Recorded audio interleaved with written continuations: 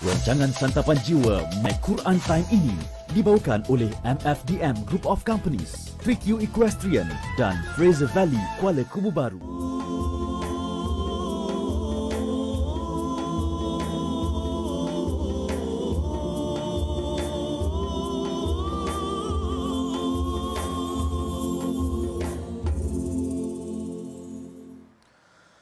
أعوذ بالله من الشيطان الرجيم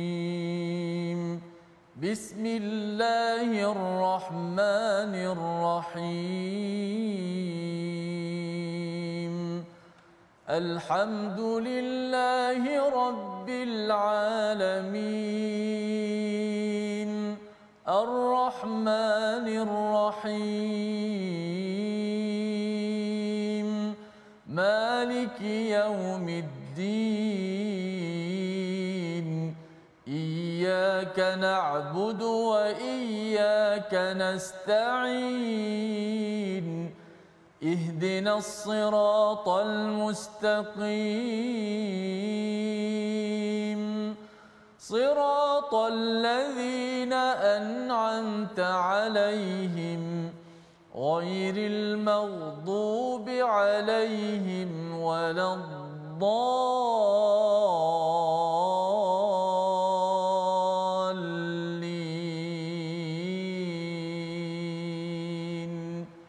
آمين. Assalamualaikum warahmatullahi wabarakatuh. Alhamdulillah wassalatu wassalamu ala Rasulillah wa ala alihi wa man wala syada la ilaha illallah syada Muhammadan abduhu wa rasuluh. Allahumma salli ala sayidina Muhammad wa ala alihi wa sahbihi ajma'in. Amma ba'du. Apa khabar tuan-tuan dan puan yang dirahmati Allah sekalian? Kita bertemu dalam My Quran Time baca faham amal pada hari ini. Kita ingin meneruskan pengajian kita daripada halaman 451 daripada surah As-Saffat, surah yang mempunyai 182 ayat. Ayat yang pendek-pendek tetapi ianya memberikan hentaman ataupun teguran, mengingatkan kepada hati kita agar menjadi qalbun salim, ya, seperti Nabi Ibrahim. Dan semalam kita sudah pun melihat salah seorang tokoh muhsinin yang cemerlang, yang buat ikhlas itqan dalam hidup, iaitu Nabi Ilyas, di mana beliau mengingatkan kepada kaumnya untuk bertakwa. Dan pada hari ini kita bersama Al-Fadhil Ustaz Tirmizi Ali. Assalamualaikum Ustaz. Waalaikumsalam. Apa khabar hari ini? Alhamdulillah, ya. Kita teruskan Ustaz, ya. Hari ini kita dalam halaman 451 bersama dengan tuan-tuan yang berada di rumah. Terus share dan kongsikan dengan rakan-rakan. Terus kita istiqamah pada juz yang ke-23 dan kita doakan sehingga ke hujung kita dapat melihat bagaimana pola dalam Al-Quran, bagaimana Allah benar-benar menyayangi kita sebagaimana kita baca dalam surah Al-Fatihah sebentar tadi. Mari kita sama-sama mulakan dengan doa ringkas kita. Subhanakala ilmalana illa ma 'allamtana innaka antal alimul hakim. Rabbi zidni ilma. Kita saksikan apakah sinopsis ringkasan bagi halaman 451. Iaitu bermula daripada ayat 127 hingga 132 kita menyambung kisah Nabi Ilyas dan ada pengikutnya yang kita akan lihat pada ayat 130 yang dipuji, yang diangkat oleh Allah Subhanahu Wa Taala. Dan kemudian pada ayat 133 hingga 138 kisah Nabi Lut, ya, kisah Nabi Lut bersama dengan ahli keluarganya kecuali si isteri yang ditinggalkan, yang dihancurkan oleh Allah Subhanahu Wa Taala. Dan ada kisah Nabi Yunus pada ayat 139 hingga ayat 148. Dan daripada semua kisah ini Allah membawakan kepada kita kesimpulan bantahan pelbagai akidah orang-orang yang mensyirikkan Allah Subhanahu Wa Taala. Sama-sama kita baca ayat 127 hingga ayat 144 pada hari ini untuk kita dapat menghargai tokoh-tokoh cemerlang yang ihsan di dalam surah As-Saffat bersama Ustaz Tirmizi.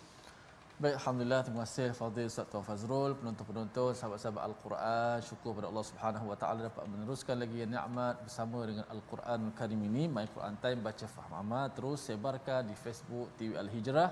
My Quran Time, tekan butang share dekat bawah, kita sebarkan Al-Quran kepada seluruh rakan-rakan kita, insya-Allah. Baik, sama-sama kita nak baca muka surat yang ke-451, sudah penghujung surah As-Saffat. Banyak kisah-kisah yang menarik untuk sama-sama kita belajar. Sudah pastilah bersama dengan insan-insan pilihan Allah. Itulah contoh-contoh ikutan yang terbaik para Nabi alaihimussalatu wassalam yang akan kita belajar lagi pada hari ini. Jom kita baca ayat 127 hingga 144. A'udzubillahi minasyaitanir rajim. فكذبوه فإنهم لمحضرون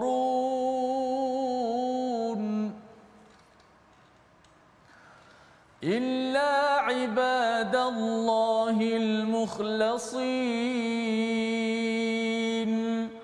وتركنا عليه في الآخرين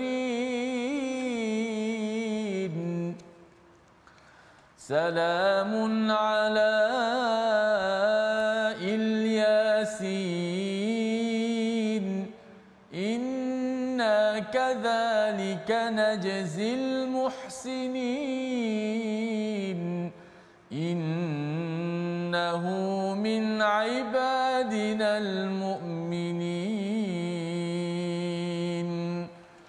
وإن لوطا لمن المرسلين إذ نجيناه وأهله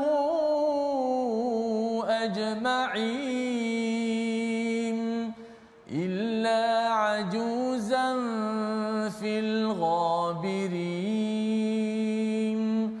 ثم دمرنا الآخرين وإنكم لتمرون عليهم مصبحين وبالليل أفلا تعقلون وإن يونس لمن المرسلين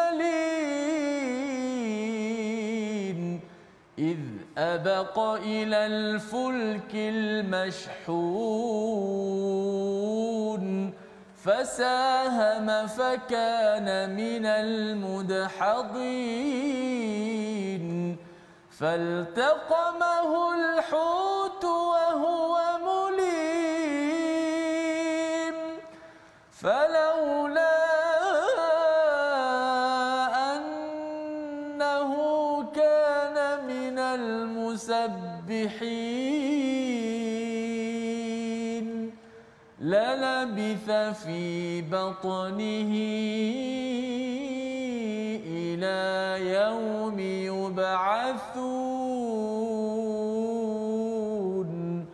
صدق الله العظيم. Surah Al-Azim, kita dalam bacaan daripada ayat 127 hingga 144 kita menyambung kepada kisah Nabi Ilyas, ya, bagaimana beliau mengingatkan kepada kaumnya untuk bertakwa dan menyembah ataupun mengabdikan diri kepada Tuhan yang menjadi pencipta, bukannya kepada Tuhan Baal yang diberikan nama oleh mereka, dan nama kota mereka itu adalah Baal Bakkah yang berada di Jordan, ya, mengambil nama Tuhan yang mereka sembah, tetapi itu tidak benar kerana mereka mendustakan seruan daripada Nabi Ilyas. Maka Allah menyatakan fakadzabu fa innahum lamuhtarun, ya, mereka mendustakan Nabi Ilyas dan mereka itu akan dihadirkan segala amalan-amalan yang tidak baik itu berdepan dengan Allah di akhirat nanti, illa ibadallahil mukhlasin, ya, muhdarun itu maksudnya dihadirkan di depan Allah, ia menakutkan, seperti kalau katakan orang buat silap Ustaz, ya, dihadirkan di depan HR, ya, kamu buat apa sekian.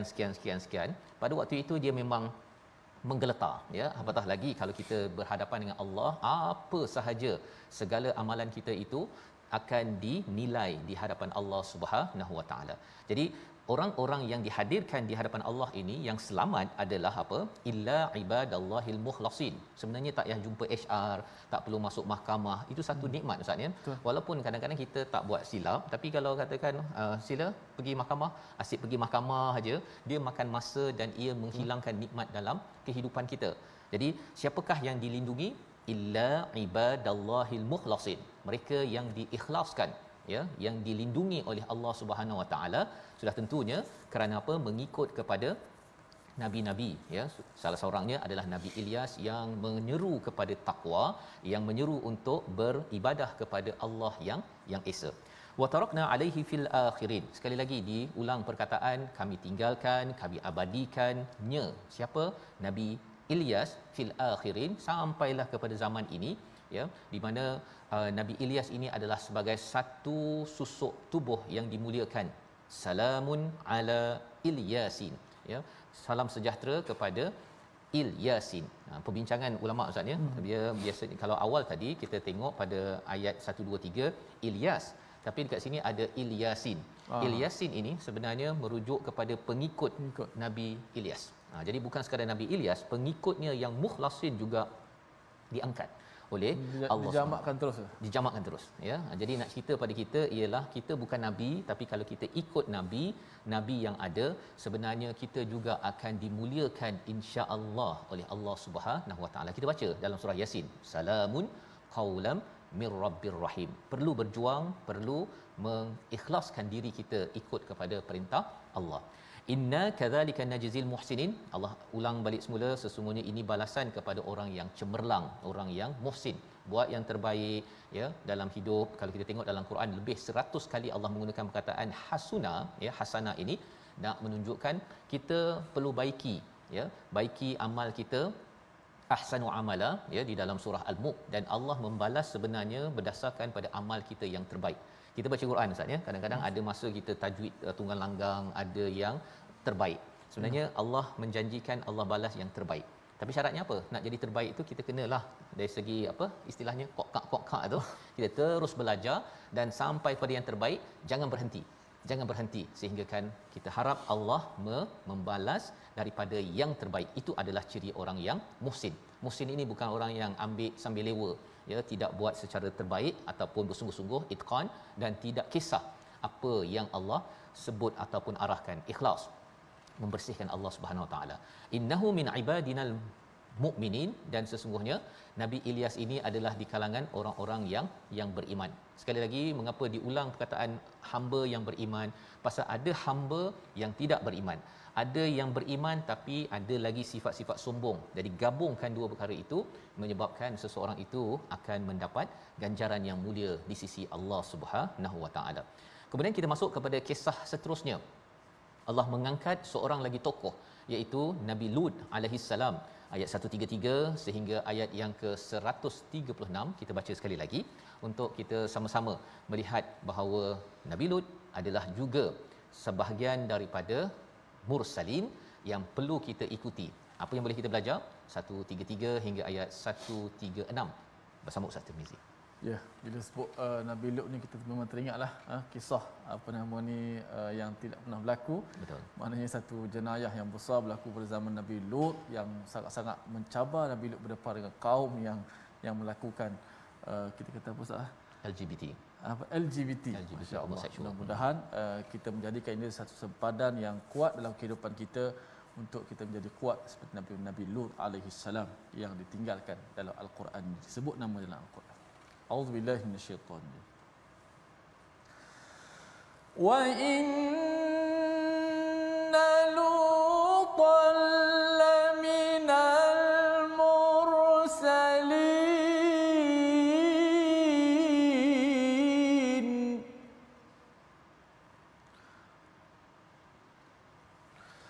Wa inna Lutan laminal mursalin.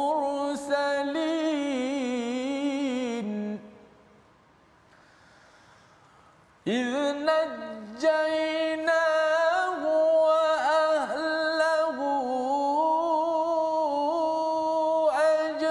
أجمعين إلا عجوزا في الغابرين ثم دمرنا الآخرين.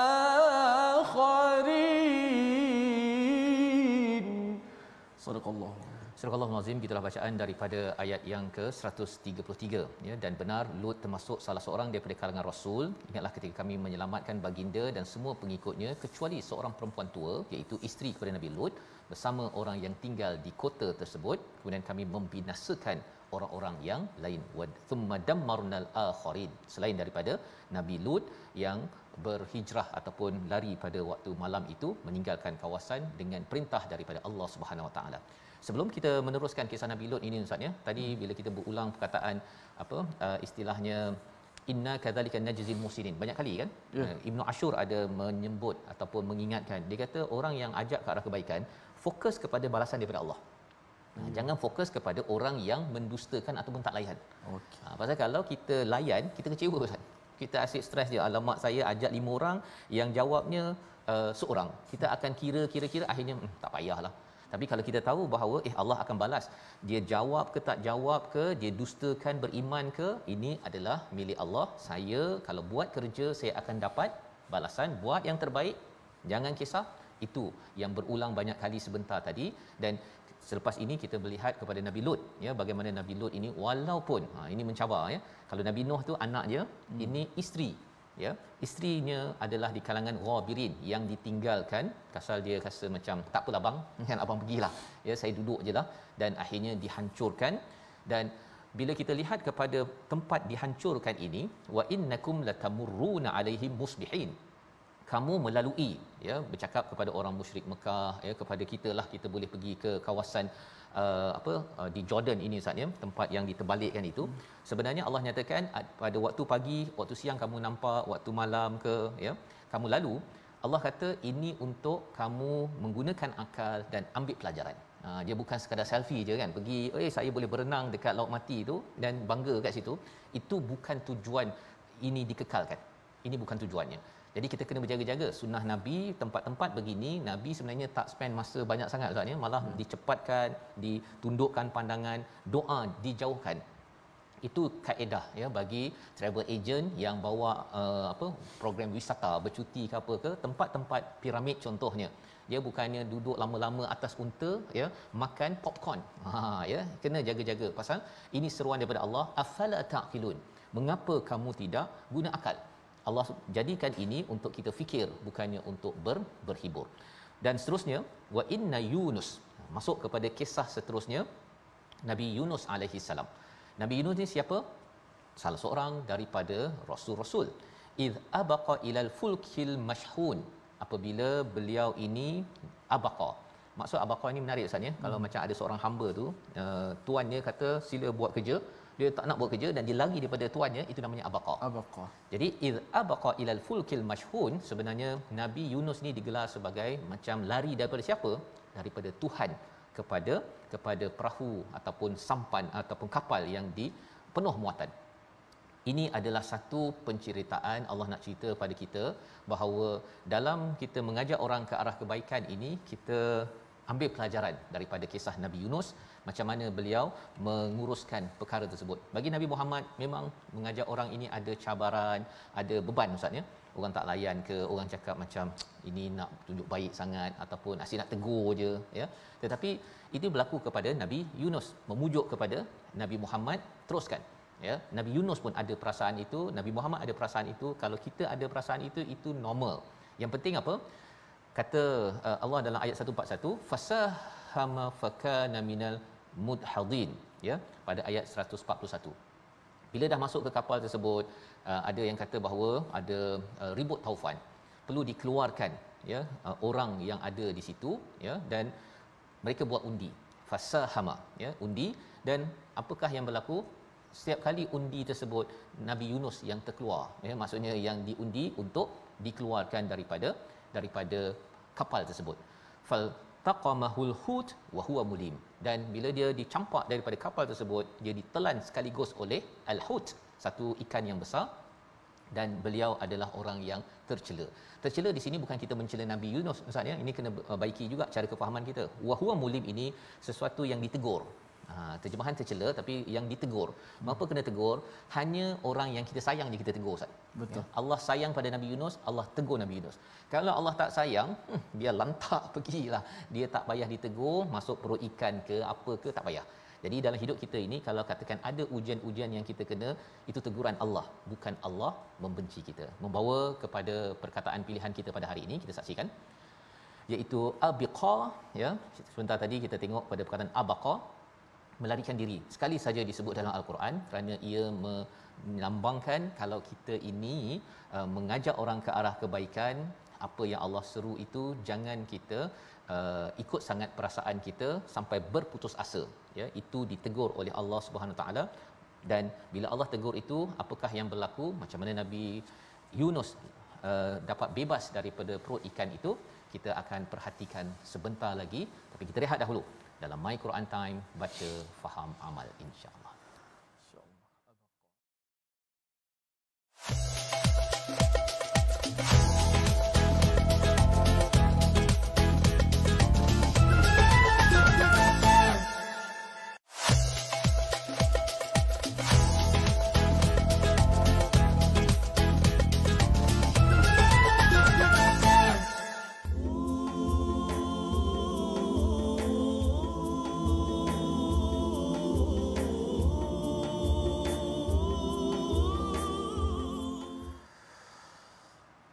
فالتقمه الحوت وهو مليم فلولا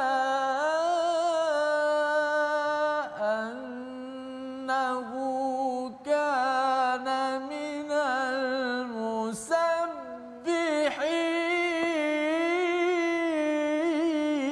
المسبحين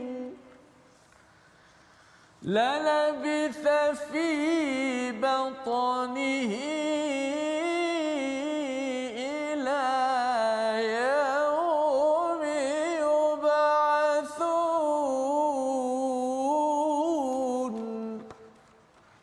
Suraqallahul Azim. Maka baginda ditelan oleh ikan besar dalam keadaan yang tercela. Maka jika baginda tidak termasuk orang yang banyak berzikir, yakni bertasbih kepada Allah, nescaya baginda akan kekal berada dalam perut ikan sehinggalah hari kebangkitan. Inilah peristiwa babak yang mana kehebatan apabila kita bertasbih, berzikir kepada Allah, sehingga Allah kata kalaulah Nabi Yunus tidak bertasbih, berzikir kepada Allah, nescaya dia akan kekal dalam perut ikan. Perkataan zikir ataupun tasbih yang kita gunakan telah menggambarkan kehebatan Allah Subhanahu Wa Taala. Tidak mustahil bagi Allah, mustahil bagi kita kalau dalam perut ikan tu kita kata memang dah tak selamat kan. Kalau kita test pun memang tak mungkin almarhum lah. Tapi dengan bertasbih dan subhanallah kita sebut dalam sembahyang kita, kita zikir selepas solat kita, dan subhana juga disebut dalam peristiwa Isra Mi'raj. Baik, kita ambil tajwid sikit pada muka surat 451 sebelum kita nak sambung lagi pencerahan tadabbur kita. Faltaqamahul hutu wa huwa mulim. Jelaskan baris atas dan baris depan dalam ayat ini. Faltaqamahul hutu wa huwa mulim. Ini berkaitan dengan baris tuan-tuan sahabat-sahabat sekalian. Okey, bila sebut baris atas, mulut kita kena buka lah. Fa ta qa ma, kita buka mulut sekadar mana. Kalau huruf tu yang bersifat dengan nipis, kita buka mulut sederhana saja. A, ba, sekadar itu. Jangan a, jangan fal, fa, bukan fa, fa, fa, biasa saja. Jangan terlalu buka luah mulut ataupun jangan malas sangat nak buka mulut. Faltaqamahul hu, tak boleh juga. Faltaqamahul hu pun longgar sangat pula. Biasa sederhana saja. Fathul Arabi, fathun wasatun. Baris atas orang Arab secara tulis ni baris atas yang sederhana saja.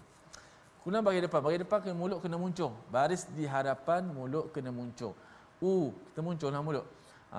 Jangan wa huwa mulid, wa huwa mulid, wa huwa. Yang mana yang bagi depan kena muncung, yang baris atas kita buka. Faltaqamahul hutu wa huwa mulim. Faltaqamahul hutu wa huwa mulim. Baris bawah tak ada dalam ayat ni. Wallahu alam. Terima kasih ucapkan pada Ustaz Tirmizi untuk memastikan kita bunyikan dengan betul Ustaz ya, dan beri yang terbaiklah ya, istilahnya baris atas, baris depan. Kadang-kadang dia pagi-pagi tu utama Ustaz ya, kalau baru bangun tidur tu begitu aja macam kumur-kumur ubat gigi tu kan. Jadi kita berikan yang terbaik kerana kita tahu bahawa ini semuanya akan dihadirkan di hadapan Allah. Satu baris yang kita buat bersungguh-sungguh ini, moga-moga Allah akan berikan kepada kita apa? Inna kadzalika najzil muhsinin, ya, moga-moga ataupun Allah kata sesungguhnya kami berikan yang terbaik. Ia bermula dengan kita baca buat yang terbaik ya, walaupun orang lain mungkin sambil-sambil ya Ustaz kan, ataupun tak buat bersungguh-sungguh, tapi kita kerana mukhlasin. Kita buat itu ikhlas kerana Allah Subhanahu taala. Tak kisahlah orang lain buat yang terbaik ke, baca sambil-sambil saja, kita buat yang terbaik. Baik. Jadi kita nak meneruskan kepada ayat yang telah kita baca tadi sampai ayat 144, ya, bila Ustaz menyatakan tadi Ustaz, ya, falaula annahu kana minal musabbihin. Perkataannya, kalaulah bukan kerana Nabi Yunus ini musabbihin, orang yang selalu bertasbih, maka kekal dalam perut itu sampai kepada hari dibangkitkan. Maksudnya ialah sampai hari kiamat lah, kan? Maksudnya habislah, kan? Mungkin habislah dalam perut ikan ni, dia ada dia punya unsur enzim-enzim dia yang boleh menghancurkan. Itu sebabnya ia terselamat. Ada mekanisme, adalah kajian yang dibuat pada perut ikan Hud ini, dia ada satu kawasan yang memang terselamat. Allah dah letakkan satu kawasan. Kalau tidak, dia akan hancur sajalah, ya. Macam kita ada asid hidroklorik, kalau ini manusialah, ya. Kalau asid makanan semua, yang hancurkan. Kalau kita masuk tu zas, kan. Kalau dulu saya dalam makmal kimia tu, asid hidroklorik ini, kalau yang yang ada dia punya kepekatan yang tinggi ke rendah tu, kita bagi masa saja hancur tulang. Kan. Jadi kalau kita pakai daging kita saja dah habis, tinggal tulang jelah Nabi Yunus ini. Tapi Allah selamatkan dengan satu amalan, iaitu kana minal musabbihin, ayat 143. Imam Qurtubi menyatakan, ya, rupa-rupanya kana minal musabbihin ini bukan kerana Nabi Yunus ini baru bertasbih dalam perut itu. Kana ini menunjukkan Nabi Yunus ini sudah beramal dengan tasbih. Dah biasa waktu senang, dah biasa bertasbih. Jadi dengan amalan itu menyebabkan Nabi Yunus sambung lagi dalam perut ikan Hud itu tadi, maka Allah selamatkan. Pelajaran untuk kita apa tuan-tuan? Waktu kita senang, banyakkan bertasbih, ya, dan waktu kita susah, teruskan bertasbih. Allah akan selamatkan kita daripada segala kesulitan. Dan apa yang berlaku selepas itu, Nabi Yunus diselamatkan. Ayat 145 hingga ayat 153 kita sambung bersama Ustaz Tirmizi. Masya-Allah. Tadi kita macam dalam kuliah kimia sekejap, masya-Allah. Apanya hebat, walau macam mana pun kembalikan kepada Allah Subhanahu taala, the power of zikir, ya, ataupun kuasa tasbih tadi, subhanallah. Mustahil tadi, tapi dengan tasbih Allah Taala selamatkan Nabi Yunus, muntah balik, masya-Allah. Baik, kita baca ayat yang seterusnya 145 hingga 153. A'udzubillahi minasyaitonir rajim. فنبذناه بالعراء وهو سقيم فنبذناه بالعراء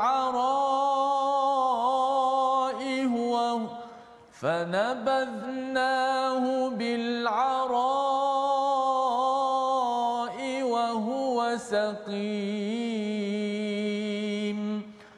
وأنبتنا عليه شجرة من يقطين وأرسلناه إلى 100,000 أو يزيدون فآمنوا فمتعناهم إلى حين فاستفتهم ألربك البنات ولهم البنون أم خلقنا الملائكة إناثا وهم شاهدون ألا إنهم من إفكهم ليقولون ولد الله وإنهم لكاذبون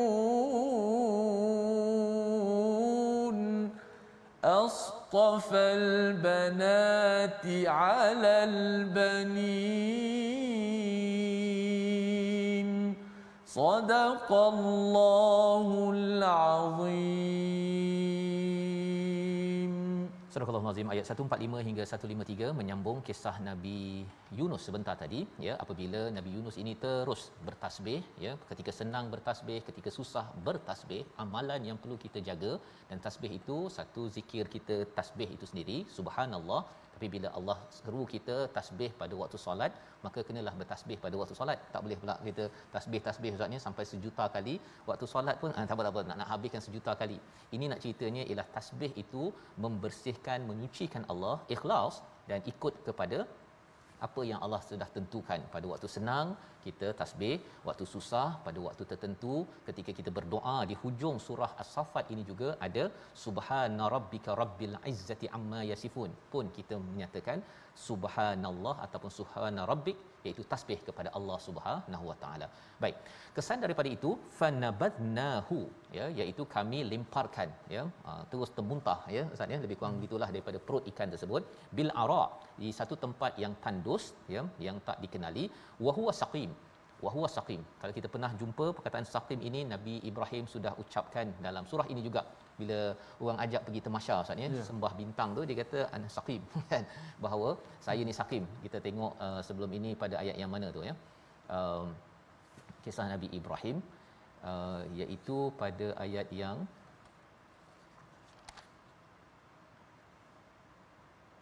okey, pada ayat yang muka surat 449, ya, kita boleh tengok perkara tersebut ayat 89.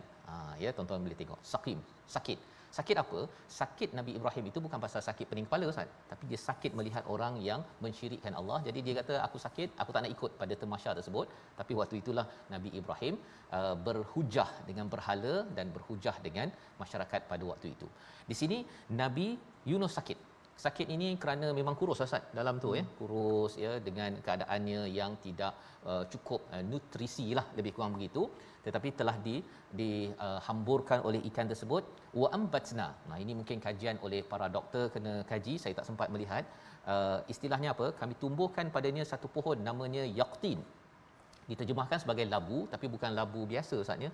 Yang ini mungkin perlukan kajian daripada ulama dan juga pakar, bagaimana menguruskan kepada isu bila tak cukup nutrisi dan sebagainya. Tetapi lepas itu apa yang berlaku?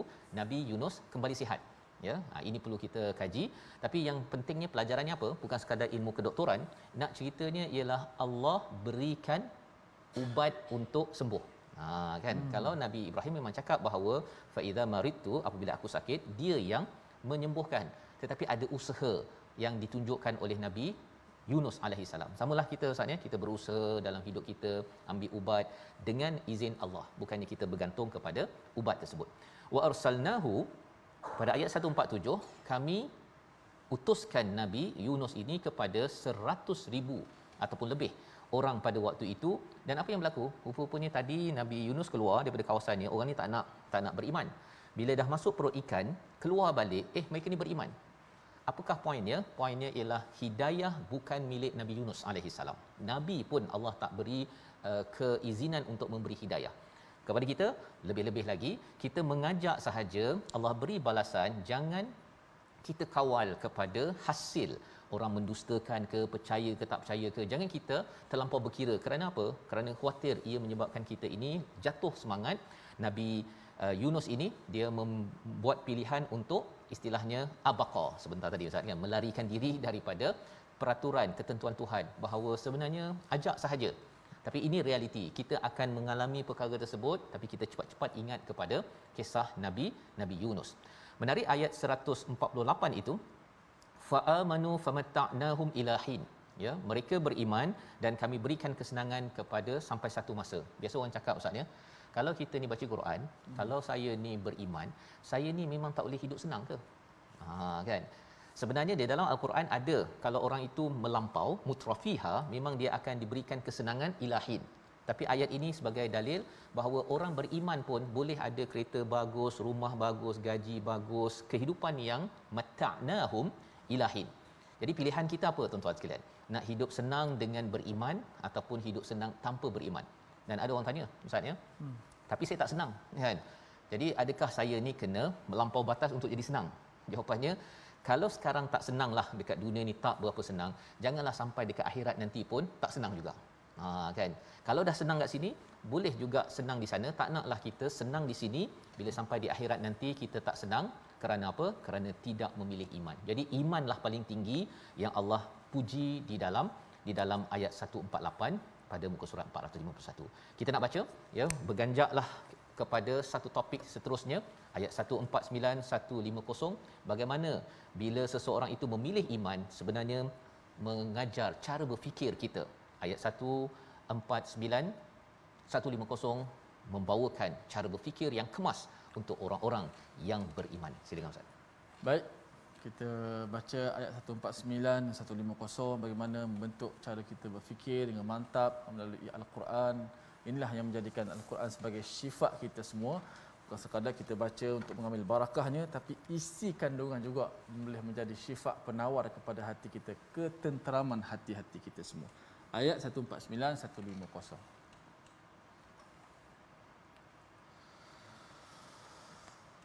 فاستفتهم ألربك البنات ولهم البنون أم خلقنا الملائكة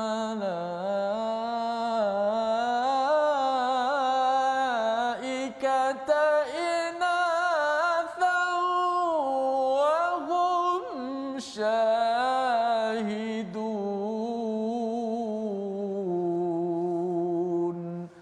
Sadaqallahul Azim. Surah Al-Azim, gitulah bacaan ayat 149 hingga 150 ya. Kita ingin melihat bagaimanakah cara berfikir orang-orang yang kufur kepada Allah Subhanahu Wa Taala. Pada ayat 149, maka tanyakanlah wahai Muhammad kepada mereka orang-orang kafir Mekah itu, apakah anak-anak perempuan itu untuk Tuhanmu sedangkan untuk mereka anak-anak lelaki? Kita cuba dulu faham apa yang berlaku di Mekah. Di Mekah Ustaz, dia kalau dapat tahu anak perempuan lahir, dia berubah muka.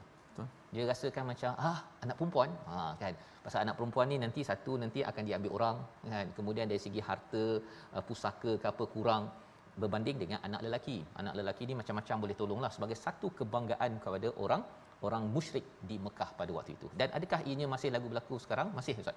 Masih lagi ada orang yang bila anak lelaki, tahniah, anak perempuan tak apa, cuba lagi.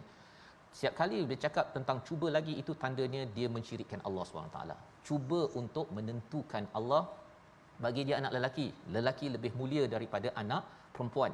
Itu adalah kefahaman syirik ataupun kufur pada kawasan Mekah jahiliah, dan ia masih lagi sampai sekarang ya. Ada setengah agama Ustaz ya, kalau anak perempuan kahwin itu, dia dah tak boleh dah jumpa mak ayah dah. Suami akan kontrol dia habis-habisan ya. Belum lagi dicakap syurga di bawah tapak kaki suami. Dia buat hadis baru lah tu kan, itu kan ya. Nak ceritanya ialah apa? Kita kena berhati-hati dengan cara berfikir begini. Jadi ayat 149 ni tanya pada mereka ya, ali rabbikal banat, untuk Tuhan bagi anak perempuan. Pasal awal surah ini berkaitan dengan para malaikat. Jadi mereka kata malaikat ni daripada anak perempuan, dan Tuhan ini ada anak perempuan. Ya, itu sebabnya ada istilah apa Ustaz ni, kalau orang bercinta tu dia ada cupid. Dia ada macam kepak tu kan, yang dia tank tu, dia buatkan bentuknya macam perempuan kan. Itu sahaja sudah melambangkan kesyirikan. Jadi tuan-tuan jangan sambut Valentine Day tentang cupid ke apa sebagainya, jangan kongsikan gambar-gambar begitu, kerana ia mengiyakan kepada konsep bahawa malaikat itu daripada anak perempuan. Dan bagi orang musyrik ini dia kata walahumul banun. Nabi kena tanya pada mereka, mengapa kamu bagi anak lelaki pula kepada diri kamu, anak perempuan yang baki-baki bagi Tuhan yang kamu tak suka, yang kamu suka kamu ambil. Dan cara berfikir beginilah yang sebenarnya kita nak belajar daripada ayat 149 ini. Dalam diri orang beriman yang ingin mewah ataupun ingin gembira di dunia dan di akhirat, kita jangan ada baki-baki bagi pada Tuhan Ustaz ya. Kadang-kadang infak, kalau katakan nak derma tu, baju yang dah koyak-koyak tu sila hantar ke pusat bantuan banjir kan. Ini untuk Allah kan, untuk kita derma. Kita jangan buat begitu, kita bagi yang terbaik ya. Dan lebih daripada itu, kalau katakan dalam pendidikan contohnya, dululah tak ya, sekarang ni mungkin jarang berlaku. Kalau anak tu dia tak boleh perangai tak berapa okey sangat, dia pergi hantar madrasah kan. Kalau okey, dia pergi hantar sekolah asrama penuh kan. Mentaliti itu baki-baki pada Tuhan ya, belajar agama. Yang terbaik itu dia gunakan untuk belajar kejuruteraan, doktor, tak salah menghantar itu, tapi dengan niat apa? Kalau niatnya adalah nanti hantar doktor, tapi lepas tu kena belajar bahasa Arab, kena belajar Quran, itu cara yang terbaik. Dan kita bersyukur sekarang ni ada sistem Ustaz ya, ada sekolah yang gabungkan. Pasal mungkin dulu tak ada sistem itu, tetapi mentaliti baki bagi Tuhan, yang tak suka bagi Tuhan, yang terbaik untuk saya, itu adalah ciri orang yang tidak beriman ataupun kufur kepada Allah Subhanahu Wa Taala. Ayat 150, atau apakah mereka menyaksikan kami menciptakan malaikat berupa perempuan? Jadi ini satu pertanyaan, ya. Engkau nampak ke malaikat itu memang ketika Allah jadikan perempuan? Jadi ini untuk menafikan segala cara berfikir yang dibawa oleh orang-orang kufur. Dan pada ayat 150, atau apakah mereka menyaksikan kami, ataupun ayat 151, ingatlah di antara kebohongannya mereka benar-benar mengatakan Allah mempunyai anak. Satu, bagi baki-baki, kemudian mereka kata perempuan malaikat itu padahal tak tengok pun, dan yang ketiganya mereka mengatakan bahawa Allah ada anak. Dia cuba menyamakan Tuhan dengan makhluk, padahal sebenarnya Tuhan adalah pencipta. Kita perlu selalu menyerah diri, ikut dengan rasa rendah diri kepada Allah Subhanahu Wa Taala. Itu sebabnya di hujung ayat 153, apakah dia memilih anak-anak perempuan daripada anak-anak lelaki? Betul ke Tuhan pilih anak perempuan untuk malaikat yang bersama dalam membina kerajaan? Rupanya tidak ada lelaki, tidak ada perempuan. Ia adalah perkataan ifk, satu penipuan. Dan dari tipu itulah maksudnya membawa pada cara fikir yang tidak benar tadilah, ya, bagi baki-baki jelah. Dan ini yang kita nak baiki. Apa lagi cara berfikir yang silap yang ada yang Allah tegur, kita akan saksikan esok insya-Allah. Tapi kita lihat dahulu resolusi halaman 451. Yang pertama, didik ahli keluarga agar patuh kepada Allah Subhanahu Wa Taala, namun keputusannya kita serahkan pada Allah. Yang kedua, selalu bertasbih, ya, ketika senang, ya, ketika susah, ketika berbuat kesilapan, kerana tasbih ini adalah lambang kehambaan di mana kita menyucikan Allah dan tahu bahawa diri kita banyak berbuat kezaliman ataupun kesilapan.